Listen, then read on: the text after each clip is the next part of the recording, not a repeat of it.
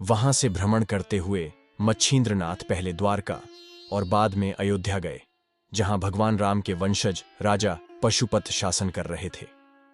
राजा अपनी विशाल सेना के साथ भगवान राम के मंदिर में थे। वह भगवान राम की पूजा कर रहे थे। उसी समय मच्छिंद्रनाथ भी वहां आ गए, लेकिन चूंकि राजा मंदिर के अंदर थे, इसलिए पहरेदारों ने उन्हें गेट पर ही रोक दिया। तुम कान फटिया, वापस जाओ, यह कहकर उन्होंने मच्छिंद्र को धक्का दे दिया। मच्छिंद्रनाथ को नौकरों पर नहीं बल्कि अहंकारी राजा पर गुस्सा आया। उन्होंने मन ही मन सोचा, राजा को दंड देना उचित नहीं है, क्योंकि उसकी जनता उस पर निर्भर है। जब राजा भगवान राम की मूर्ति के सामने साष्टांग प्रणाम कर रहे थे, तब मच्छिंद्र ने मंदिर के बाहर से स्पर्श शास्त्र का प्रयोग किया और उन्हें जमीन तक सीमित कर दिया। चारों ओर अराजकता फैल गई। लोग बातें करने लगे, किसी योगी का अपमान हुआ होगा। कुछ लोगों ने पहरेदारों को मच्छिंद्र को धक्का देते हुए देखा था। वे मच्छिंद्र का नाम लेने लगे। मंत्रीगण मच्छिंद्र से विनती करते हुए आए। नाथ को दया आ गई और उन्होंने अपना स्पर्श शास्त्र वापस ले लिया।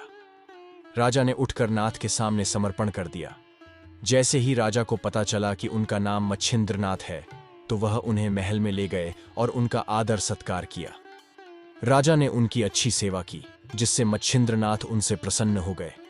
राजा, बताओ आपकी क्या इच्छा है? राजा ने उत्तर दिया, मैं भगवान राम को देखने की इच्छा रखता हूं, जिनका मैं वंशज हूं। बहुत खूब, कितनी बड़ी इच्छा है। यह कहकर मच्छिंद्र राजा को अपने महल के बाहर विशाल खुले स्थान पर ले गए और उन्होंने वाताकर्षण मंत्र का प्रयोग करके भगवान सूर्य को उनके रथ सहित पृथ्वी पर खींच लिया।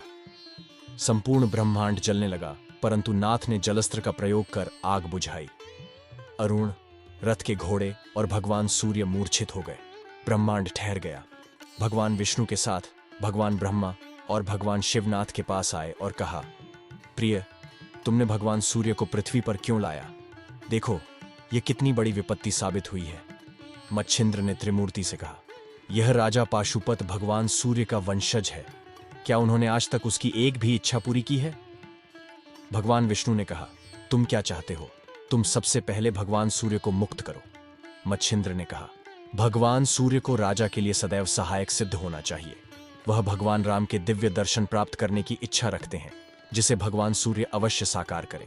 उन्हें मेरे मंत्रों की सिद्धि का भी प्रबंध करना चाहिए। कृपया पहले राजा को उनकी इच्छा पूरी करें, तभी मैं भगवान सूर्य को मुक्त करूंगा।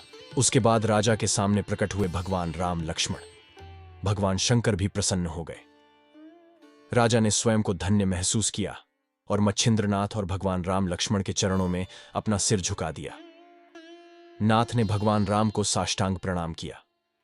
भगवान राम ने मच्छिंद्र को अपने पास खींच लिया और उससे उसकी इच्छा पूछी।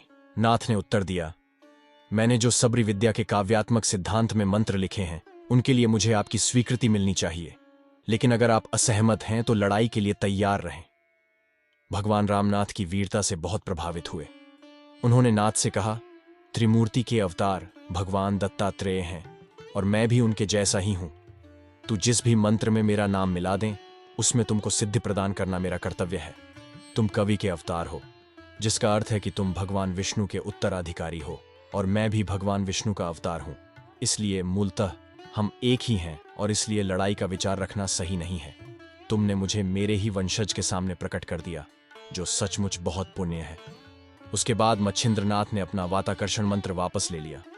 भगवान सूर्य मुक्त हो गए और इधर उधर देखने लगे। उसका मन हुआ कि वह उस व्यक्ति को देखे जिसने उसे मंत्र में बांधा था।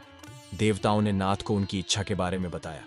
भगवान सूर्य की गर्मी से प्रभावित न होने के लिए मच्छिंद्र ने चंद्रास्त्र और पर्जनास्त्र का उपयोग किया और उन्होंने भगवान की पूजा की। जब सूर्यपयदेव को पता चला कि नाथ कवि के अवतार हैं, तो उन्होंने भी मंत्र सिद्धि का वरदान दे दिया। उसके बाद सभी भगवान यथास्थान लौट आए। मंदिर में उन्होंने भगवान राम के प्रति धार्मिक अनुष्ठान किया। राजा से विदा लेकर मच्छिंद्रनाथ बृहद बंगाल के लिए प्रस्थान कर गए। दोस्तों, आज के वीडियो में इतना ही। आशा करते हैं आपको यह वीडियो पसंद आया होगा। अगर हाँ, तो हमारे चैनल को सब्सक्राइब करें और वीडियो को लाइक करें।